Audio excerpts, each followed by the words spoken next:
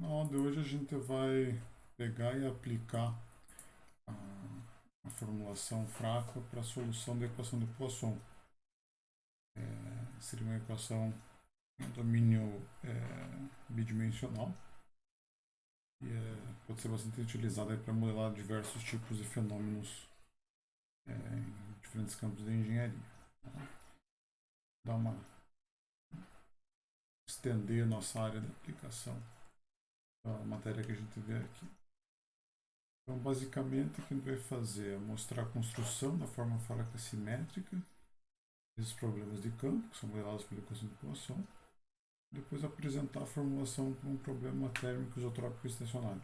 O mais simples possível, a gente ter uma utilização do que a gente está vendo aqui para uma outra área aí da ciência. Tá? Basicamente, a cara da equação de Poisson é essa mostrada aqui pela equação 1. Tá? É uma equação diferencial de segunda ordem, onde você conhece as funções A1, A2, A0 e F. Tá? Então, ela é definida em duas dimensões. Então, todas as funções que aparecem aqui são funções de x e y.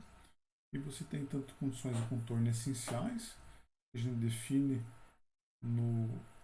na parte do contorno que a gente chama de gama 1, e as condições de contorno naturais, que a gente define na parte do contorno como gama 2.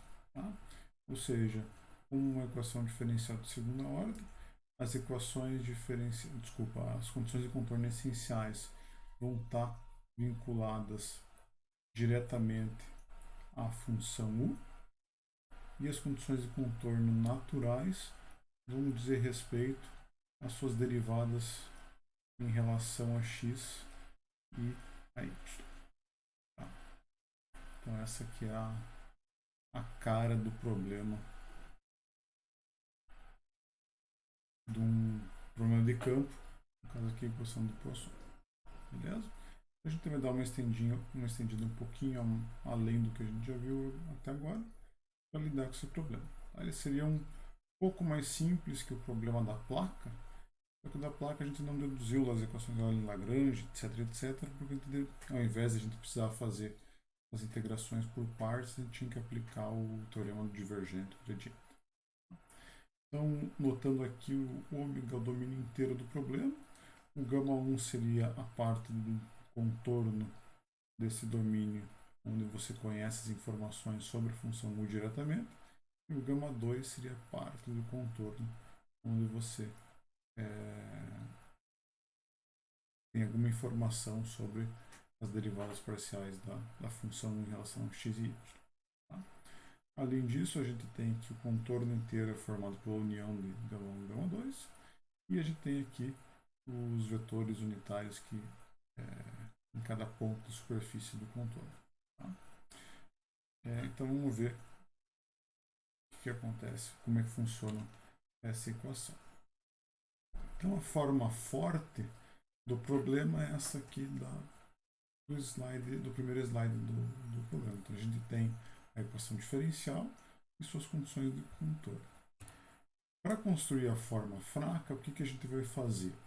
Vai pegar, multiplicar toda a equação diferencial por funções peso, funções peso W, e integrar no domínio inteiro. Tá?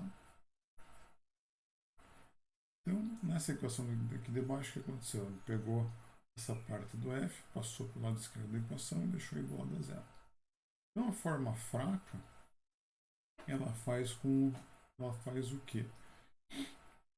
Seria a integral desse cara inteiro, vezes as funções w, que são que qualquer função pertencente a esse conjunto S-var. Da mesma forma que a gente tinha lá para os problemas unidimensionais, esse conjunto S-var é formado por qualquer função contínua suave que obedeça às condições de contorno essenciais. Beleza? Essa é a definição do nosso problema. Se a gente simplificar um pouquinho aqui, que a gente pode fazer? Executar essas multiplicações e escrever a forma fraca dessa forma. Tá? Então, agora o que está acontecendo aqui olhando para as expressões que aparecem nessa equação? Notem que esses dois primeiros termos, o que a gente tem? No primeiro termo, nós temos a função u, derivada segunda da função u. Em w, eu não tenho nenhuma derivada. Tá? Então, o que está acontecendo? Se eu for montar algum processo, algum modelo aproximado, eu vou ter que fazer as funções u, garantir a continuidade derivada segunda dela, e na função w, somente ela precisa ser contínua para integral ter essa solução. Como a gente viu lá para os casos unidimensionais, vamos ter que dar um jeito de passar um nível dessa diferenciação para o W. Fazendo isso, a gente vai conseguir fazer a nossa formulação simétrica, que implica algumas vantagens na hora da solução. Tá? Só que aqui para problemas bidimensionais ou tridimensionais, quando for o caso, a gente não vai mais aplicar a integração por partes. Nós temos que aplicar o teorema do gradiente e do divergente nesses termos para fazer essa diferenciação, para fazer essa transferência de diferenciação. Da mesma forma que acontecia lá para os problemas unidimensionais, a gente vai, com a aplicação desse teorema, a gente vai passar a diferenciação de um termo para o outro e vai incluir os termos do contorno. Ou seja, a gente vai incluir também as condições de contorno naturais na formulação, executando esse passo aqui. Tá? Então, o que a gente tem do teorema do gradiente? Que a integral no domínio da derivada parcial de uma função qualquer em relação a x é igual a integral no contorno do seu componente do vetor unitário vezes a função g vezes ds, que seria o passo no contorno. O que a gente pode fazer lá? Vamos pegar o primeiro termo que nós tínhamos aqui na integral, que é a1w uxx. Vamos escrever ele aqui em cima. A1w uxx. Notem o que? Essa expressão que aparece aqui na equação 3, o que é? É a derivada parcial em relação a x de A1 vezes W vezes U. Aqui vamos considerar que A1 é uma constante, tá? Ela deixa de ser uma função. Vamos simplificar um pouquinho mais o problema. Então aqui basicamente tem o quê? O que é a derivada parcial em relação a x de uma constante vezes W, que é a função de x e y, vezes U, que é a função de x e y? Vai ser o quê? A1 que multiplica a derivada do primeiro vezes o segundo, então A1 que multiplica a derivada do primeiro vezes o segundo, mais o que? A1 que multiplica o primeiro vezes a derivada do segundo. Tá? Então notem que fazendo isso aqui, esse termo que apareceu exatamente aqui é o que nós tínhamos lá dentro do nosso integral da forma fraca. Tá? Então é esse termo que a gente quer se livrar dele. Então vamos pegar e isolar esse termo dessa expressão e obter aqui a equação 4. Tá? Então olhando para a equação 4, o que a gente tem? Esse termo que apareceu, que é um pouco diferente, a gente já vai descobrir para que ele serve, menos um segundo termo. Tá? Notem que esse segundo termo que apareceu, aparece aqui derivada primeira de w em relação a x, derivada primeira de 1 em relação a x. Então esse termo aqui já é simétrico. Tá? O que acontece se a gente integrar todo esse cara aqui no domínio inteiro? O que vai acontecer? Se eu integrar esse cara no domínio inteiro, eu recupero o termo que a gente tinha dentro da forma fraca. Beleza? Se eu integrar aqui agora esse cara no domínio inteiro, o que está aparecendo?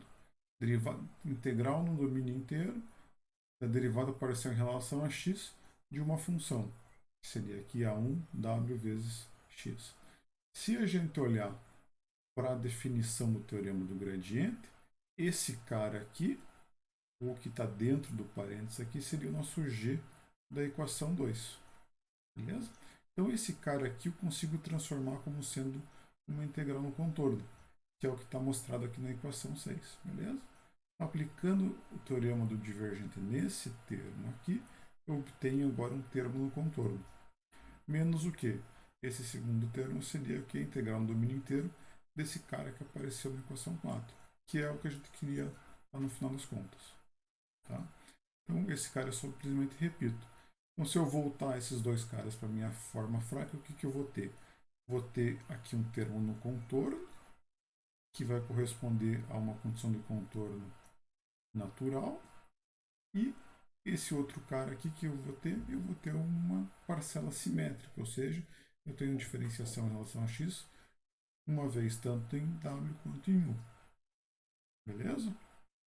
Então, esse procedimento que a gente executa nesse slide vai fazer a vez daquela integração por partes que nós tínhamos nos problemas unidimensionais. Tá? Então, se eu pegar e aplicar exatamente a mesma coisa agora para o segundo termo aqui da minha forma fraca, eu vou obter um termo análogo a esse aqui da equação 6. Simplesmente vou trocar aqui onde aparece x, vai aparecer y. Beleza? Então, fazendo isso e voltando todo mundo para dentro da nossa forma fraca, a gente obtém aqui essa expressão, que seria a nossa forma fraca simétrica. Então, notem agora, em todos os termos da nossa forma fraca, a gente exige o mesmo nível de diferenciação tanto para U quanto para W. Então, tanto no primeiro termo isso é válido, quanto para o segundo termo também é válido. Os termos adicionais, por exemplo, aqui o terceiro, aparecem as duas funções de diferenciação, e no quarto terminho aqui só aparecem as funções W. Tá? Então, a gente conseguiu fazer os termos que ficam dentro da integral do domínio ficarem simétricos, ou seja, tem a mesma diferenciação tanto em W quanto em U, e ao mesmo tempo a gente conseguiu fazer aparecer as condições de contorno naturais dentro da formulação. Beleza? Então, qual que é a vantagem disso? Quando esse cara aqui é simétrico, eu consigo criar as minhas funções de aproximação mais facilmente. No caso aqui exato ainda, tanto U quanto W podem pertencer ao mesmo espaço, que seria o nosso S infinito. E eu também incluo as condições de contorno naturais na formulação. Então, na hora de a gente ter que construir lá as funções de aproximação, as funções de base para a solução por Euler-Levy, o que vai acontecer? Eu não preciso fazer elas respeitarem exatamente as condições de contorno natural. Elas vão, porque elas já estão incluídas na formulação. Então, automaticamente, esse cara vai ser levado em conta. Só para simplificar um pouco o problema, então, o que a gente pode ver aqui? As condições de contorno essenciais são aquelas que são definidas a priori. Então, quando a gente constrói o espaço S infinito aqui, elas já são obedecidas, porque as funções W têm que obedecer às condições de contorno essenciais. E as condições de contorno naturais, elas aparecem aqui dentro desse termo da integral do contorno, e tu consegue simplificar um pouco a escrita dela, chamando todo esse cara aqui que aparece dentro desse parênteses como G0 aqui, por exemplo. Então, em gama 1 eu tenho as condições de contorno essenciais, em gama 2 eu tenho as condições de contorno naturais. Beleza? Então, nesse slide aqui a gente conseguiu chegar na forma fraca da equação de Poisson. Então, a partir dessa forma fraca da equação de Poisson, eu posso elencar diferentes tipos de fenômenos físicos que podem ser simulados por ela e utilizar o que a gente viu lá da aproximação por Galerkin para fazer a solução do problema. Beleza? Então, na hora de solucionar o problema, o que a gente vai ter lá? Lembrando que, em teoria, o que a gente está fazendo? A gente está pegando, multiplicando toda a equação diferencial pelas funções W, ou seja, esse cara aqui dentro do conchetes vai ser a nossa função resíduo. Tá? E estamos fazendo aqui o produto interno entre a função resíduo e qualquer função W pertencente ao conjunto S var ou depois S infinito ser nulo. Então, basicamente, o que a gente está fazendo, a solução por Galerkin, se a gente for ver por esse lado, a gente está ortogonalizando o resíduo no espaço de aproximação. Beleza? Então, da forma fraca, a gente pode brincar um pouquinho mais com ela. Então, como a gente viu na aula passada, a gente pode escrever ela utilizando os operadores bilinear e linear. Tá? Então, no operador bilinear, o B maiúsculo, vai entrar tudo que multiplica a função U. Tá? Então, seriam os termos os 3 primeiros termos aqui de dentro da nossa forma fraca simétrica. O que vai aparecer no L minúsculo? Vai aparecer os termos que não dependem de U, ou seja, que só tem W sendo multiplicado. Tá? Então, se a gente usar aquela relação que a gente deduziu na aula passada, a gente pode escrever o funcional associado à equação do Poisson. Então, simplesmente substituindo esses caras aqui, eu tenho lá o funcional associado a esse problema. Beleza? Então, se, por exemplo, se eu pegar esse funcional, fizer a primeira variação dele ser nulo, a gente vai recuperar lá a forma fraca da equação do Poisson. Qual é uma das aplicações desses problemas de campo da equação de Poisson? É os problemas de condução de calor. Então, num problema de condução de calor, vamos fazer o mais simples possível aqui, que é um meio homogêneo, ou seja, as propriedades de condução de calor do material são as mesmas em qualquer direção que eu analise, em regime estacionário, tá? Ou seja, elas não dependem do tempo. Fazendo isso, o que vai acontecer? Dentro da equação de Poisson, aquelas constantes A1 e A2 viram a constante K, que é o coeficiente de condutividade térmica do material. O A0 é nulo, o campo a ser aproximado, o campo de temperaturas, e o F0 é a geração de calor uniforme dentro do domínio. Beleza? Então, é a equação de Poisson, no caso desse problema de condução de calor em meio homogêneo em regime estacionário, recai nessa equaçãozinha diferencial que a gente está vendo aqui no slide. Tá? Simplificando ela um pouquinho mais, a equação diferencial para um problema de condução de calor desse tipo é dada por esse cara aqui. Tá? Uma propriedade importante que aparece aqui nos problemas de condução de calor seria o fluxo de temperatura, que nada mais é, ele é dado pela letrinha Q aqui, e nada mais é do que K vezes a derivada parcial de T em relação a seja X ou seja Y. Beleza? Então, nesse probleminha, tanto o K como o F são constantes, e está aqui a cara da equação diferencial que a gente tem que resolver. Beleza? Então, um problema bem simplesinho seria o quê? Seria dado por essa figura. Então, seria uma plaquinha quadrada, onde cada lado dela vai de 0 até 1. Nas faces aqui superior e da direita, a gente tem temperatura prescrita, ou seja, a gente sabe que a temperatura é igual a 0. Então, esses caras aqui são as condições de contorno essenciais.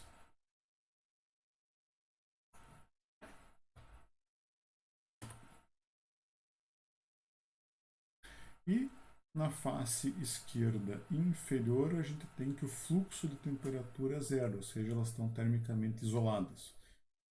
Em outras palavras, essas duas condições de contorno com relação ao fluxo, elas nos dão as condições de contorno naturais. Matematicamente, as condições de contorno essenciais são escritas dessa forma. A temperatura para qualquer x, y igual a 1, ou seja, a parte superior, e a temperatura para qualquer y e x igual a 1, a face da direita, são nulas. E de forma análoga aqui, o fluxo na direção x na face em x igual a 0 é nulo, e o fluxo na direção y em y igual a 0 é nulo. Beleza? Então, o problema de valor de contorno de um problema de condução de calor de uma placa quadrada com um material homogêneo em regime estacionário é dado por essa equação diferencial e essas condições de contorno aqui. Beleza? Então, para resolver o problema, A gente pode, por exemplo, escrever a forma bilinear e linear. Então, por exemplo, aqui a gente tem que a forma bilinear aqui para um problema da equação de equação geral por essa expressão. Se a gente for passar para o problema de transformação de calor, o que vai acontecer? O termo A0 é nulo, A1 e A2 são igual a K, a gente recupera essa equação de baixo. Então fica lá o termo bilinear em termos como função das funções W e do campo de temperatura T. E o termo linear, o que vai acontecer? Simplesmente a gente vai, como o termo que vai sobrar aqui os carregamentos seriam a produção de calor, seria esse termo aqui de baixo. Então, nesse termo aqui só não aparece esse Tzinho aqui. Vou corrigir. Beleza?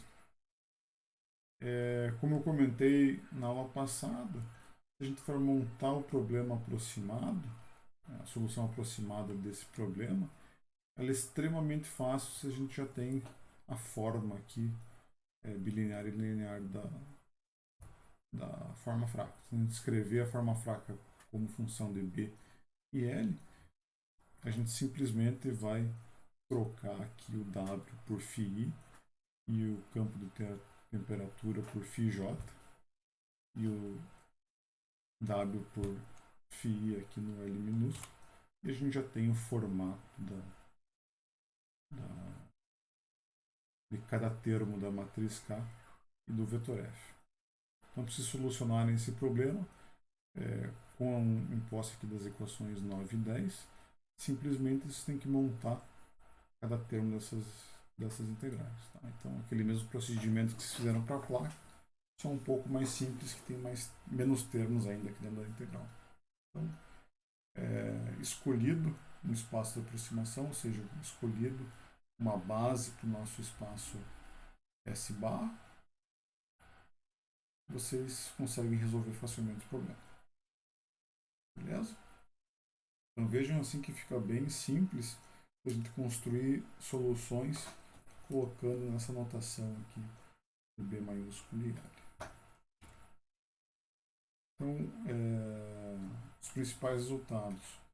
A construção da versão finita da forma fraca simétrica é um procedimento geral para a solução das equações diferenciais. Na aula passada a gente resolveu construiu a solução lá dos problemas da barrinha.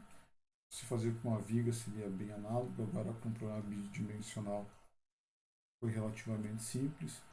Se você começar a complicar, vamos dizer, um pouco o problema, olhando aqui para a forma geral da equação de campo, para você passar daqui para cá também não tem grandes segredos.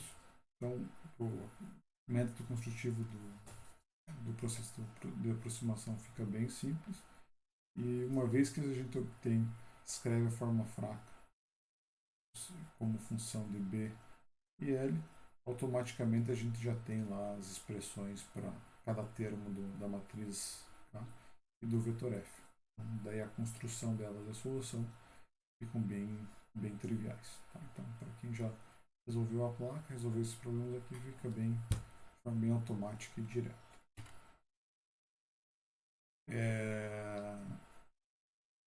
Então, como tarefa sugerida aqui, vai ter esse primeiro problema, que é implementar a solução do probleminha de transferência de calor para a placa quadrada. Então, aqui é dada a equação diferencial, aqui é dada a solução analítica da equação diferencial. Vocês podem construir a solução e já comparar com ela, de forma bem automática. Esse probleminha aqui vai estar dentro do trabalho 2, que eu vou mostrar na sequência. E a segunda tarefa é só para vocês terem a noção assim, que você pode pegar qualquer equação diferencial e sair resolvendo ela.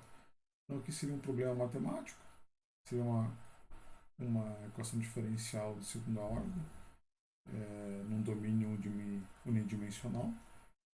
Vocês conhecem a condição de contorno essencial e a condição de contorno natural dela.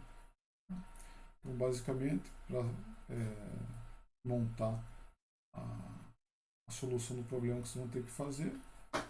Vão ter que pegar, construir a forma fraca. Então, basicamente, é multiplicar esses caras por as funções W, integrar no domínio inteiro.